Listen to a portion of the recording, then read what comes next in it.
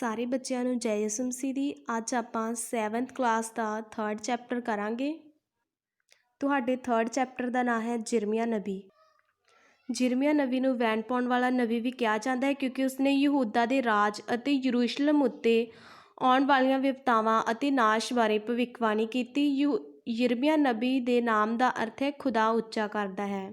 ਜਿਰਮੀਆ ਨਬੀ ਹਿਲਕਿਆ ਦਾ ਪੁੱਤਰ ਬੈਨਜਾਮਿਨ ਧਰਤੀ ਦਾ ਇੱਕ ਪੁਰੋਹਿਤ ਸੀ। ਉਸਦੀ ਭਵਿੱਖਬਾਣੀ ਦਾ ਸਮਾਂ ਰਾਜਾ ਸਿਦੇਕੀਆ ਦਾ ਰਾਜਕਾਲ ਸੀ, ਜਦੋਂ ਤੱਕ ਯਹੂਦਾ ਰਾਜ ਪ੍ਰਵਾਸ ਵਿੱਚ ਚਲਾ ਜਾਂਦਾ ਹੈ। ਜਿਰਮੀਆ ਨਬੀ ਯਰੂਸ਼ਲਮ ਮੰਦਰ ਦੀ ਤਬਾਹੀ ਆਪਣੇ ਅੱਖੀਂ ਵੇਖ ਸਕਦਾ ਸੀ ਅਤੇ ਜਦੋਂ ਇਸ ਤਰ੍ਹਾਂ ਹੋਇਆ ਤਾਂ ਉਸਨੇ ਸੱਚਮੁੱਚ ਦੁੱਖ ਦੇ ਵੈਣ ਪਾਏ। ਜਿਰਮੀਆ ਨਬੀ ਦੀ ਭਵਿੱਖਬਾਣੀ ਦਾ ਮੁੱਖ ਸੰਦੇਸ਼ ਯਹੂਦਾ ਦਾ ਨਿਆਂ ਹੈ। ਯਹੂਦਾ ਦੇ ਬਾਰ-ਬਾਰ ਸਮਝਾਉਣ ਪਿੱਛੋਂ ਯਿਰਮੀਆ ਦੇ ਬਾਰ-ਬਾਰ ਸਮਝਾਉਣ ਪਿੱਛੋਂ ਵੀ ਯਹੂਦਾ ਦੇ ਲੋਕਾਂ ਨੇ ਆਪਣੇ ਪਾਪਾਂ 'ਤੇ ਅਫਸੋਸ ਨਾ ਕੀਤਾ ਅਤੇ ਉਹਨਾਂ ਦੇ ਹੱਠੀ ਸੁਭਾਅ ਨੇ ਨਬੀ ਜਿਰਮੀਆ ਨੂੰ ਵੈਣ ਪਾਉਣ 'ਤੇ ਮਜਬੂਰ ਕੀਤਾ। ਉਸਦੇ ਆਪਣੇ ਹੀ ਲੋਕਾਂ ਨੇ ਜਿਰਮੀਆ ਨਾਲ ਬੁਰਾ ਸਲੂਕ ਕੀਤਾ। ਉਸਨੂੰ ਕੈਦਖਾਨੇ ਵਿੱਚ ਬੰਦ ਕੀਤਾ, ਜਿੱਥੇ ਨਾ ਤਾਂ ਪਾਣੀ ਸੀ ਅਤੇ ਨਾ ਹੀ ਭੋਜਨ। ਅੰਤ ਵਿੱਚ ਰਾਜਾ ਸਿਦੇਕੀਆ ਦੇ ਸਮੇਂ ਦੌਰਾਨ ਸੰਨ 586 ਵਿੱਚ ਯਹੂਦਾ ਅਤੇ ਯਰੂਸ਼ਲਮ ਦੇ ਲੋਕਾਂ ਨੂੰ ਬਾਬੁਲ ਦੇ ਸੈਨਾ ਦੇ ਬੰਦੀ ਬਣਾ ਲਿਆ ਗਿਆ ਅਤੇ ਪ੍ਰਵਾਸ ਵਿੱਚ ਲੈ ਗਏ। ਮੂਸਾ ਦੀ ਤਰ੍ਹਾਂ ਯਿਰਮੀਆ ਨੇ ਖੁਦਾ ਵੱਲੋਂ ਮਿਲੀ ਬੁਲਾਹਟ ਨੂੰ ਪਹਿਲਾਂ ਅਪਣਾਉਣ ਤੋਂ ਇਨਕਾਰ ਕਰ ਦਿੱਤਾ, ਪਰ ਖੁਦਾ ਨੇ ਆਪਣੇ ਨਬੀ ਨੂੰ ਹੋਰ ਮਜ਼ਬੂਤ ਬਣਾਇਆ ਅਤੇ ਉਸ ਨੂੰ ਆਉਣ ਵਾਲੀ ਸਖਤ ਸਜ਼ਾ ਦਾ ਐਲਾਨ ਕਰਨ ਦਾ ਫਜ਼ਲ ਪ੍ਰਾਪਤ ਕੀਤਾ। ਜਿਰਮੀਆ ਨਬੀ ਦੀ ਪੁਸਤਕ ਦੇ 4 ਸੰਦੇਸ਼ ਹਨ। ਪਹਿਲਾ, ਖੁਦਾ ਸਰਵਉੱਚ ਅਤੇ ਮਹਾਪਵਿੱਤਰ ਹੈ, ਉਸ ਦਾ ਗੁੱਸਾ ਜਾਇਜ਼ ਅਤੇ ਦਇਆ ਮਹਾਨ ਹੈ। ਦੂਜਾ, ਖੁਦਾ ਦਾ ਅਹਿਦਨਾਮਾ ਨਾ ਮੁੱਕਣ ਵਾਲਾ ਨੇਮ ਹੈ, ਜਿਸ ਦੀ ਨੀਂਹ ਤਾਬਿਆਦਾਰੀ 'ਤੇ ਟਿਕੀ ਹੋਈ ਹੈ। ਤੀਜਾ, ਖੁਦਾ ਦੇ ਨਬੀ ਸਵਰਗੀ ਦੀਵਾਨ ਦੇ ਦੂਤ ਹਨ, ਕਿਉਂਕਿ ਉਹ ਖੁਦਾ ਦੇ ਸ਼ਬਦਾਂ ਨੂੰ ਸੁਣਾਉਂਦੇ ਹਨ। ਚੌਥਾ ਹੈ, ਹੁਣ ਖੁਦਾ ਸੱਚਾਈ ਹੈ ਅਤੇ ਅਸੀਂ ਉਸ ਨੂੰ ਉਸ ਦੇ ਨਿਆਂ ਵਿੱਚ ਜਾਣਦੇ ਹਾਂ, ਪਰ ਆਉਣ ਵਾਲੇ ਦਿਨਾਂ ਵਿੱਚ ਅਸੀਂ ਖੁਦਾ ਦੀ ਸੱਚਾਈ ਨੂੰ ਉਸ ਦੀ ਦਇਆ ਅਤੇ ਰਹਿਮ ਵਿੱਚ ਜਾਵਾਂਗੇ। ਅਗਲਾ ਟੌਪਿਕ ਹੈ ਮੂਸਾ ਨਬੀ ਦੀ ਬੁਲਾਹਟ। ਇਸ ਵਿੱਚ ਜਿਰਮੀਆ ਨਬੀ ਪ੍ਰਭੂ ਨੂੰ ਦਰਸ਼ਨ ਦਿੰਦਾ ਹੈ ਅਤੇ ਉਸ ਨੂੰ ਦੱਸਦਾ ਹੈ ਕਿ ਤੇਰੀ ਮਾਂ ਦੇ ਕੁੱਖ ਵਿੱਚ ਘੱਲਣ ਤੋਂ ਪਹਿਲਾਂ ਹੀ ਮੈਂ ਤੈਨੂੰ ਚੁਣ ਲਿਆ ਹੈ ਅਤੇ ਤੇਰੇ ਜਨਮ ਲੈਣ ਤੋਂ ਪਹਿਲਾਂ ਹੀ ਮੈਂ ਤੈਨੂੰ ਕੌਮਾਂ ਦੇ ਨਬੀ ਲਈ ਨਿਯੁਕਤ ਕੀਤਾ ਹੈ। ਤਦ ਜਿਰਮੀਆ ਨਬੀ ਕਹਿੰਦਾ ਹੈ ਕਿ ਪ੍ਰਭੂ ਪਰਮੇਸ਼ਵਰ, ਮੈਂ ਤਾਂ ਅਜੇ ਬਾਲਕ ਹਾਂ, ਮੈਂ ਇਸ ਲਈ ਬੋਲਣਾ ਵੀ ਨਹੀਂ ਜਾਣਦਾ। ਪਰ ਪ੍ਰਭੂ ਉਸ ਨੂੰ ਹੌਸਲਾ ਦਿੰਦਾ ਹੈ ਅਤੇ ਕਹਿੰਦਾ ਹੈ ਕਿ ਤੂੰ ਇਸ ਤਰ੍ਹਾਂ ਨਾ ਕਹਿ ਕਿ ਤੂੰ ਅਜੇ ਛੋਟੀ ਉਮਰ ਦਾ ਹੈ, ਸਗੋਂ ਉਹਨਾਂ ਲੋਕਾਂ ਕੋਲ ਜਾ ਜਿਨ੍ਹਾਂ ਕੋਲ ਮੈਂ ਤੈਨੂੰ ਘੱਲ ਰਿਹਾ ਅਤੇ ਉਹਨਾਂ ਨੂੰ ਸਭ ਦੱਸ ਕਿ ਮੈਂ ਉਹਨਾਂ ਨੂੰ ਕੀ ਆਗਿਆ ਦਿੰਦਾ ਹਾਂ। ਤੂੰ ਕਿਸੇ ਤਰ੍ਹਾਂ ਦਾ ਡਰ ਨਾ ਰੱਖਣਾ, ਮੈਂ ਤੇਰੇ ਨਾਲ ਹਾਂ ਅਤੇ ਤੇਰੀ ਰੱਖਿਆ ਕਰਾਂਗਾ। ਤਦ ਪ੍ਰਭੂ ਨੇ ਆਪਣਾ ਹੱਥ ਅੱਗੇ ਵਧਾ ਕੇ ਜਿਰਮੀਆ ਦੇ ਬੁੱਲ੍ਹਾਂ ਨੂੰ ਛੂਹਿਆ ਅਤੇ ਕਿਹਾ, ਮੈਂ ਤੇਰੇ ਮੂੰਹ ਵਿੱਚ ਆਪਣੇ ਵਚਨ ਪਾ ਰਿਹਾ ਹਾਂ, ਜੋ ਤੂੰ ਬੋਲੇਗਾ। ਅੱਜ ਮੈਂ ਤੈਨੂੰ ਕੌਮਾਂ ਉੱਤੇ ਰਾਜਾਂ ਉੱਤੇ ਅਧਿਕਾਰ ਦੇ ਰਿਹਾ ਹਾਂ।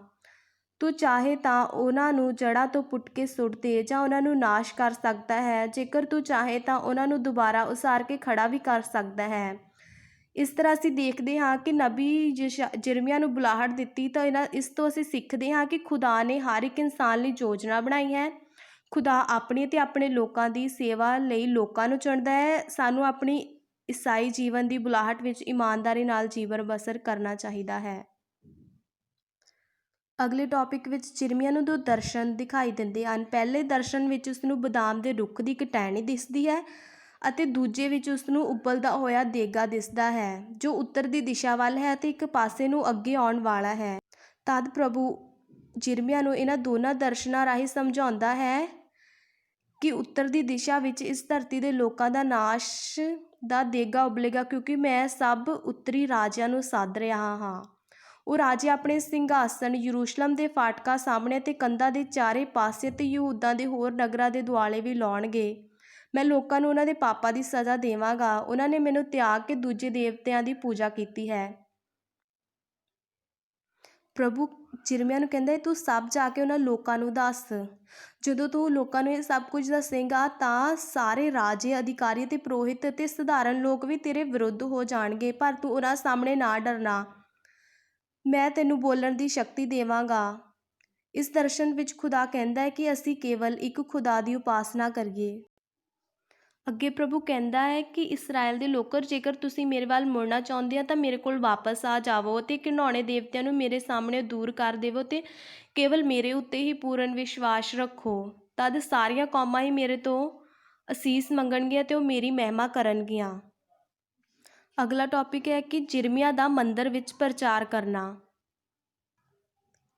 ਇਸ ਟੌਪਿਕ ਵਿੱਚ ਦੱਸਿਆ ਕਿ ਜਿਰਮੀਆ ਨਬੀ ਮੰਦਰ ਵਿੱਚ ਖੜ੍ਹਾ ਹੋ ਕੇ ਪ੍ਰਚਾਰ ਕਰਦਾ ਹੈ ਕਿ ਤੁਸੀਂ ਆਪਣੇ ਬੁਰੇ ਕੰਮਾਂ ਨੂੰ ਛੱਡੋ ਅਤੇ ਆਪਣੇ ਬੁਰੇ ਰਾਹਾਂ ਨੂੰ ਤਿਆਗ ਦਿਓ, ਇੱਕ ਦੂਜੇ ਨਾਲ ਇਮਾਨਦਾਰ ਰਹੋ, ਪਰਦੇਸੀਆਂ, ਅਨਾਥਾਂ ਅਤੇ ਵਿਧਵਾਵਾਂ ਉੱਤੇ ਅਤਿਆਚਾਰ ਕਰਨਾ ਛੱਡ ਦਿਓ ਅਤੇ ਦੂਜੇ ਦੇਵਤਿਆਂ ਦੀ ਪੂਜਾ ਕਰਨੀ ਵੀ ਛੱਡ ਦਿਓ, ਕਿਉਂਕਿ ਇਹ ਸਭ ਤੁਹਾਨੂੰ ਤਬਾਹ ਕਰ ਦੇਣਗੇ। ਆਪਣੇ ਆਪ ਨੂੰ ਬਦਲੋ। ਜੇ ਤੁਸੀਂ ਆਪਣੇ ਆਪ ਨੂੰ ਬਦਲੋਗੇ ਤਾਂ ਪ੍ਰਭੂ ਤੁਹਾਨੂੰ ਧਰਤੀ ਉੱਤੇ ਰਹਿਣ ਦੇਵੇਗਾ ਅਤੇ ਉਸਨੇ ਤੁਹਾਨੂੰ ਤੁਹਾਡੇ ਪੁਰਖਿਆਂ ਨੂੰ ਦਿੱਤੀ ਸੀ। ਤੁਸੀਂ ਸਭ ਤਰ੍ਹਾਂ ਦੇ ਬੁਰੇ ਕੰਮ ਕਰਨੇ ਛੱਡ ਦੇਵੋ। ਤੁਸੀਂ ਸਭ ਤਰ੍ਹਾਂ ਦੇ ਬੁਰੇ ਕੰਮ ਕਰਕੇ ਫਿਰ ਵੀ ਮੇਰੇ ਮੰਦਰ ਵਿੱਚ ਆਉਂਦੇ ਹੋ ਅਤੇ ਕਹਿੰਦੇ ਹੋ ਕਿ ਅਸੀਂ ਇੱਥੇ ਸੁਰੱਖਿਅਤ ਹਾਂ, ਪਰ ਇਹ ਗਲਤ ਹੈ, ਕਿਉਂਕਿ ਮੇਰਾ ਮੰਦਰ ਕਿਸੇ ਤਰ੍ਹਾਂ ਦੇ ਡਾਕੂਆਂ ਦੇ ਲੁਕਣ ਦੀ ਜਗ੍ਹਾ ਨਹੀਂ ਹੈ।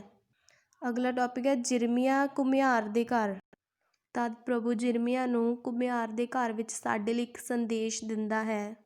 ਪ੍ਰਭੂ ਕਹਿੰਦਾ ਹੈ ਕਿ ਜਿਸ ਤਰ੍ਹਾਂ ਇੱਕ ਘੁਮਿਆਰ ਦਾ ਆਪਣੇ ਭਾਂਡੇ ਉੱਤੇ ਪੂਰਾ ਅਧਿਕਾਰ ਹੁੰਦਾ ਹੈ, ਉਸੇ ਤਰ੍ਹਾਂ ਹੀ ਇਸਰਾਏਲੀ ਲੋਕੋ, ਮੇਰਾ ਵੀ ਤੁਹਾਡੇ ਉੱਤੇ ਪੂਰਨ ਅਧਿਕਾਰ ਹੈ। ਮੈਂ ਕਿਸੇ ਵੇਲੇ ਵੀ ਆਪਣੀ ਰਾਜ ਜਾਂ ਕੌਮ ਨੂੰ ਤੋੜਨ ਜਾਂ ਨਾਸ਼ ਕਰਨ ਦਾ ਫੈਸਲਾ ਕਰ ਸਕਦਾ ਹਾਂ। ਜੇਕਰ ਉਹ ਬੁਰਾਈ ਕਰਨੀ ਛੱਡ ਦੇਵੇ ਤਾਂ ਮੈਂ ਵੀ ਆਪਣਾ ਫੈਸਲਾ ਬਦਲ ਦੇਵਾਂਗਾ। ਅਗਲਾ ਟੌਪਿਕ ਹੈ ਅੰਜੀਰਾਂ ਦੀਆਂ 2 ਟੋਕਰੀਆਂ। ਅੰਜੀਰਾਂ ਦੀਆਂ 2 ਟੋਕਰੀਆਂ ਦੁਆਰਾ ਵੀ ਪ੍ਰਭੂ ਜਿਰਮੀਆ ਨਬੀ ਨੂੰ ਸੰਦੇਸ਼ ਦਿੰਦਾ ਹੈ। ਜਿਰਮੀਆ ਨਬੀ ਦੇਖਦਾ ਹੈ ਕਿ 2 ਟੋਕਰੀਆਂ ਪਈਆਂ ਸਨ। ਉਹਨਾਂ ਟੋਕਰੀਆਂ ਵਿੱਚ ਇੱਕ ਟੋਕਰੀ ਵਿੱਚ ਤਾਂ ਬਹੁਤ ਚੰਗੀਆਂ ਅੰਜੀਰਾਂ ਸਨ, ਪਰ ਦੂਜੀ ਟੋਕਰੀ ਵਿੱਚ ਬਹੁਤ ਹੀ ਬੁਰੀਆਂ ਅੰਜੀਰਾਂ ਸਨ ਜੋ ਖਾਣ ਦੇ ਯੋਗ ਵੀ ਨਹੀਂ ਸਨ। ਤਦ ਪ੍ਰਭੂ ਜਿਰਮੀਆ ਨਬੀ ਨੂੰ ਕਹਿੰਦਾ ਹੈ ਕਿ ਜੋ ਚੰਗੀਆਂ ਅੰਜੀਰਾਂ ਹਨ ਉਹ ਮੈਂ ਇਸਰਾਇਲ ਦਾ ਪ੍ਰਭੂ ਯਹੂਦਾ ਤੋਂ ਬੰਦੀ ਬਣਾ ਕੇ ਬਾਬਲ ਵਿੱਚ ਲੈ ਜਾਏ ਗਏ ਲੋਕਾਂ ਨੂੰ ਚੰਗੀਆਂ ਅੰਜੀਰਾਂ ਸਮਝਦਾ ਹਨ ਅਤੇ ਉਹਨਾਂ ਨਾਲ ਨਰਮੀ ਵਾਲਾ ਵਰਤਾਓ ਕਰਾਂਗਾ ਅਤੇ ਮੈਂ ਉਹਨਾਂ ਵੱਲ ਧਿਆਨ ਕਰਾਂਗਾ ਅਤੇ ਉਹਨਾਂ ਨੂੰ ਵਾਪਸ ਇਸ ਧਰਤੀ 'ਤੇ ਲਿਆਵਾਂਗਾ। ਪਰ ਦੂਜੇ ਪਾਸੇ ਜਿਹੜੀਆਂ ਬੁਰੀਆਂ ਅੰਜੀਰਾਂ ਹਨ ਉਹ ਯਹੂਦਾ ਦੇ ਰਾਜਾ ਸਿਦਕੀਆ, ਉਸਦੇ ਅਧਿਕਾਰੀਆਂ ਅਤੇ ਯਰੂਸ਼ਲਮ ਦੇ ਬਾਕੀ ਲੋਕ ਹਨ ਜੋ ਇਸ ਧਰਤੀ 'ਤੇ ਪਿੱਛੇ ਰਹਿ ਗਏ ਹਨ ਜਾਂ ਮਿਸਰ ਵੱਲ ਚਲੇ ਗਏ ਹਨ। ਮੈਂ ਉਹਨਾਂ ਨੂੰ ਬੁਰੀਆਂ ਅੰਜੀਰਾਂ ਵਾਲਾ ਹਾਲ ਕਰਾਂਗਾ ਜੋ ਖਾਣ ਦੇ ਯੋਗ ਨਹੀਂ ਹਨ। ਮੈਂ ਉਹਨਾਂ ਉੱਤੇ ਇਹੋ ਜਿਹੀਆਂ ਵਿਪਤਾਵਾਂ ਲਿਆਵਾਂਗਾ ਕਿ ਸੰਸਾਰ ਦੀਆਂ ਸਭ ਕੌਮਾਂ ਭੈਭੀਤ ਹੋ ਜਾਣਗੀਆਂ।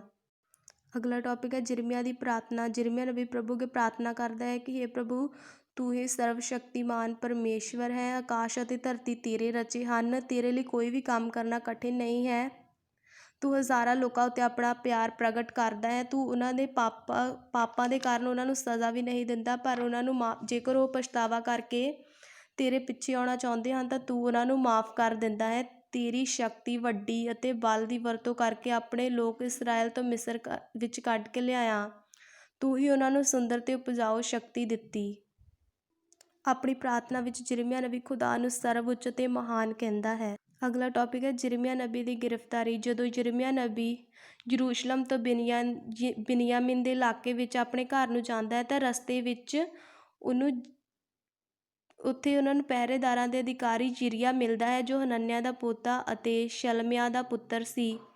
ਉਹ ਜਿਰਮੀਆ ਨਬੀ ਨੂੰ ਰੋਕ ਲੈਂਦਾ ਹੈ ਅਤੇ ਉਸਨੂੰ ਗ੍ਰਿਫਤਾਰ ਕਰਕੇ ਅਧਿਕਾਰੀਆਂ ਕੋਲ ਲੈ ਜਾਂਦਾ ਹੈ। ਜਿਰਮੀਆ ਨਬੀ ਨੂੰ ਯਹੋਨਾਥਨ ਲੇਖਾਕਾਰ ਦੇ ਘਰ ਵਿੱਚ ਕੈਦ ਕਰ ਦਿੱਤਾ ਜਾਂਦਾ ਹੈ।